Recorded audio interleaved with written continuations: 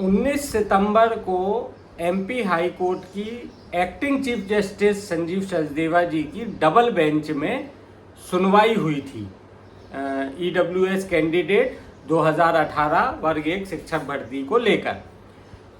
उसी भर्ती की वजह से चयनित शिक्षक जो 2023 भर्ती के हैं वर्ग 1 के, उनके ज्वाइनिंग लेटर लटके। अब वो पूरा मामला मैं फिर से यहाँ नहीं समझाऊंगा, उसमें काफ़ी टाइम लग जाएगा। हमने YouTube की डिस्क्रिप्शन में वह लिंक दी है, यदि आपको ये पूरा मामला समझना है तो आप उस लिंक पर क्लिक करके ये मामला समझ सकते हैं। आज बात मैं दूसरे विषय पर कर रहा हूँ।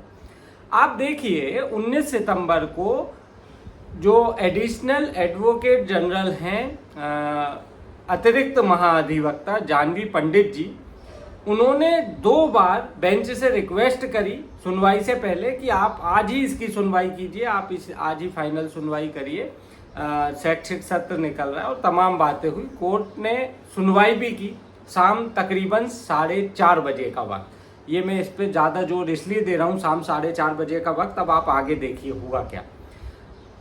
गुरुवार का दिन तारीख 19 सितंबर, सुनवाई का समय शाम को 4:30 बजे सुनवाई होती है। अतिरिक्त महाधिवक्ता जानवी पंडित माननीय बेंच से ये दरखास्त करती है कि आप हमें ज्वाइनिंग लेटर जारी करने की अनुमति दें, जिस पर बेंच साफ तौर पर, मतलब कहीं कुछ ऐसा नहीं है कि शब्दों की हेरा फेरी हुई हो या कहीं कुछ, साफ तौर पर बेंच मना कर देती है। क्यों मना करती है वो जो लिंक मैंने डिस्क्रिप्शन में दी हुई है उसको खोल के आप देख लीजिए। कुल मिलाकर कहानी ये हुई कि शिक्षक भर्ती को लेकर सरकार प्रेशर में है, इसीलिए महाधिवक्ता ने सुनवाई से पहले 2 बार, एक 11:30 बजे और एक तकरीबन 1:30 बजे के आसपास बेंच से अनुरोध किया, आप आज ही सुनवाई करिए। सामान्यतः इस प्रकार का अनुरोध पीड़ित पक्ष से किया जाता है, पीड़ित पक्ष द्वारा किया जाता है, लेकिन इस बार भाई महाधिवक्ता या अतिरिक्त महाधिवक्ता ये सरकार के रिप्रेजेंटेटिव होते हैं कोर्ट में, तो इनका अनुरोध मतलब सरकार का अनुरोध। इससे ये पता पड़ा कि सरकार शिक्षक भर्ती को लेकर प्रेशर में। अब हुआ क्या, जरा ये स्क्रीन देखिए। अब मैं स्क्रीन शुरू से इसलिए शुरू कर रहा हूं ताकि किसी को ये ना लगे कि मैंने इसको एडिट किया है। आप MP इन्फो यानी जनसंपर्क की वेबसाइट हम यहाँ पर खोल रहे हैं और जनसंपर्क की वेबसाइट में हम 19 तारीख के उसमें जाते हैं कि 19 तारीख को जनसंपर्क ने कौन कौन सी खबरें प्रकाशित करी। इसमें एक खबर रही शिक्षकों के उच्च पद प्रभार वाली, ये 19 सितंबर को प्रकाशित हुई। टाइम इसका प्रकाशन का है 17:44 के आसपास, ये लिखा है 17 मतलब शाम 5, 19 तारीख का वक्त शाम 5:44। यह वही तारीख है जिस तारीख को शाम 4:30 बजे हाई कोर्ट में इस मामले की सुनवाई हुई थी। अब आप जरा ये जो नीचे लाइन लिखी है इस पे जरा गौर करिए। इसमें ये लिखा हुआ है कि 3100 से अधिक चयनित शिक्षकों के हमने दस्तावेज वेरीफाई कर लिए हैं और उनको जल्द नियुक्ति, मतलब उनकी नियुक्ति दी जा रही है, उनको जो है उनके नियुक्ति पत्र जारी किए जा रहे हैं। अब आप शब्द को समझिए, नियुक्ति पत्र जारी किए जा रहे हैं। ये कब की खबर है? 19 सितंबर के शाम 5:44 पर विभाग की ओर से जनसंपर्क की वेबसाइट पर यह डाला गया कि हम जो है नियुक्ति पत्र जारी कर रहे हैं। जारी करेंगे नहीं, जारी कर रहे हैं। जबकि इसी से लगभग 1.5 घंटे 1 घंटे सवा घंटे पहले माननीय हाई कोर्ट की बेंच ने ये स्पष्ट मना किया कि आप नियुक्ति पत्र जारी नहीं करेंगे। अब देखिए दोस्तों, मैं कोई वकील, अधिवक्ता और कानून का जानकार नहीं हूं, लेकिन मुझे ये लगता है कि ये मामला केवल चयनित शिक्षकों के गुमराह भर करने का नहीं है, बल्कि कोर्ट के आदेश की क्या ये अवमानना है, ये मैं नहीं कह रहा, ना मैं जानता हूँ, मैं कानून का जानकार नहीं हूँ। जिसका जानकार नहीं हूँ उस पर मैं कोई कमेंट नहीं करूँगा, लेकिन आप ये सोचिए खुद ही। मैं तो चाहूँगा यदि ये वीडियो कोई अधिवक्ता देख रहा है जिसको कानून की जानकारी है तो वो कमेंट बॉक्स में हमें भी बताएं, हम भी क्लियर होना चाह रहे हैं। शाम को 19 सितंबर शाम को 4:30 के आसपास सुनवाई के दौरान अतिरिक्त महाधिवक्ता जानवी पंडित ने अनुरोध किया था कि आप हमें ज्वाइनिंग लेटर जारी करने की अनुमति दें, जिस पर बेंच ने मना कर दिया।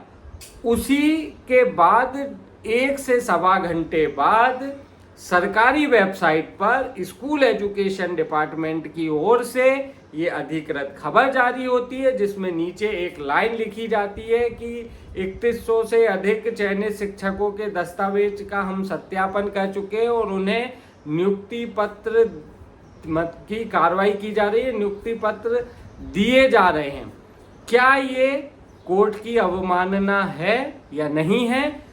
जो जानकार है वो मुझे कमेंट बॉक्स में इसको लेके जरूर लिखे, लेकिन मैं व्यवहारिक तौर पर कानून के हिसाब से नहीं, व्यक्तिगत मेरी राय है, व्यक्तिगत मेरा सोचना है, मत है कि मुझे तो ये लगता है कि ये कोर्ट की अवमानना है।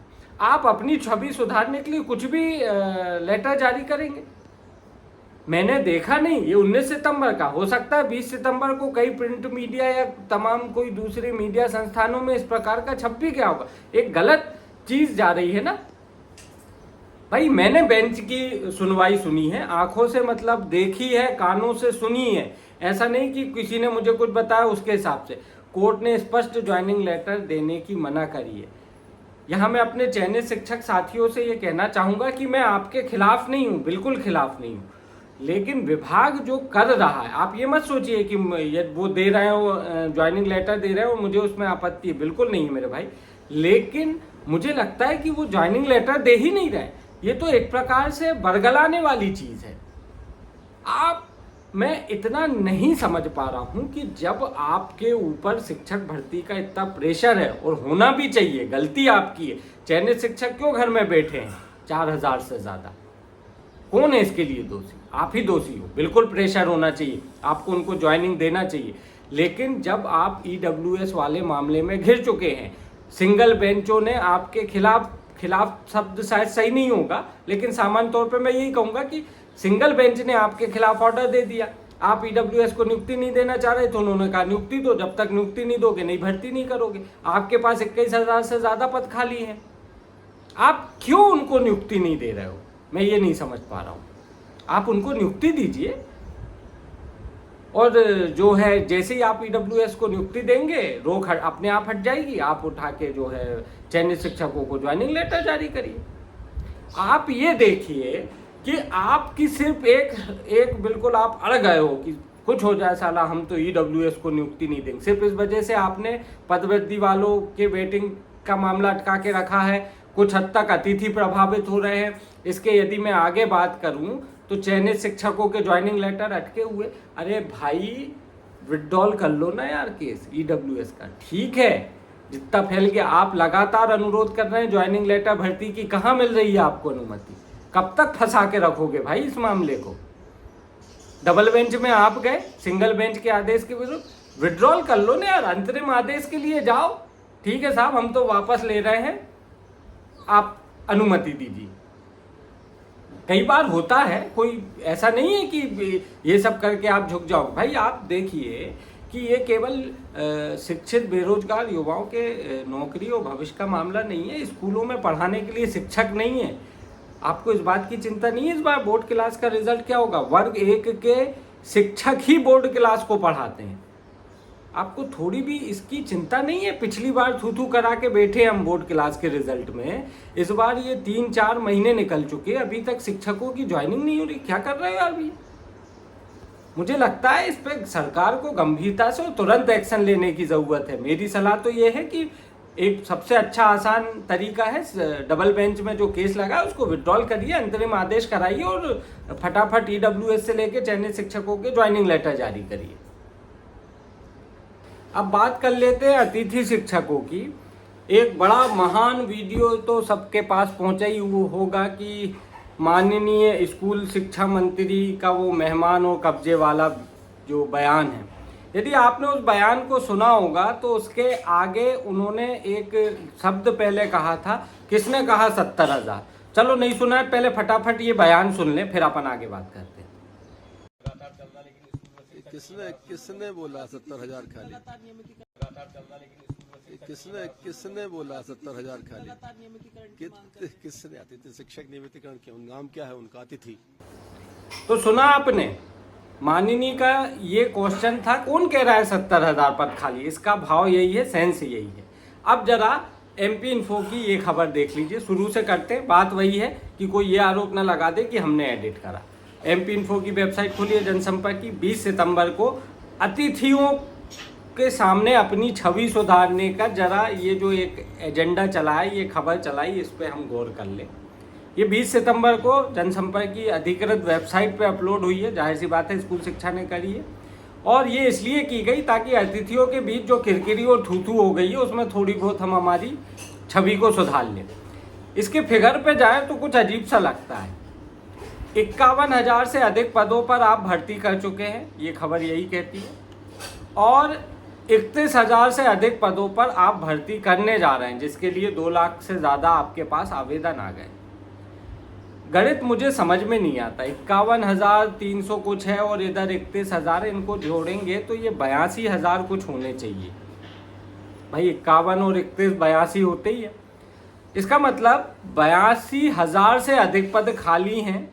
ये मैं नहीं कह रहा, ये आपका ही पोर्टल पे आपके ही विभाग द्वारा डाली गई खबर है। और उधर उच्च स्कूल शिक्षा मंत्री क्या कह रहे हैं? कौन ने कहा 70,000 पद खाली? खबर बोल रही है 82,000 से अधिक पद खाली हैं। 51 पे भर्ती हो गए, 31 पे भर्ती प्रक्रिया करेंगे। स्कूल शिक्षा मंत्री मीडिया के सामने बयान दे रहे हैं कि किसने कहा 70,000? मतलब यार, ना तो अतिथि को नियमित करो, ना उनको समय पे ज्वाइनिंग दो। मुझे ध्यान है महाआंदोलन के बाद जो तात्कालिक मांगों पर जो बात हुई थी, उसमें एक बिंदु ये भी था 10 महीने का वेतनमान, जहाँ तक मुझे ध्यान आ रहा है कि 10 महीने का वेतन। अरे भैया, कौन सा 10 महीना? सितंबर का आपका पूरा महीना निकला जा रहा है, अक्टूबर से आप ज्वाइनिंग दोगे, मार्च तक सत्र रहेगा। आप खुद गिन लो, अक्टूबर, नवंबर, दिसंबर, जनवरी, फरवरी, मार्च, 6 महीने होते। उसके बाद वैसे ही ये बाहर हो जाएंगे। किस 10 महीने के मानदेय की बात हो रही है?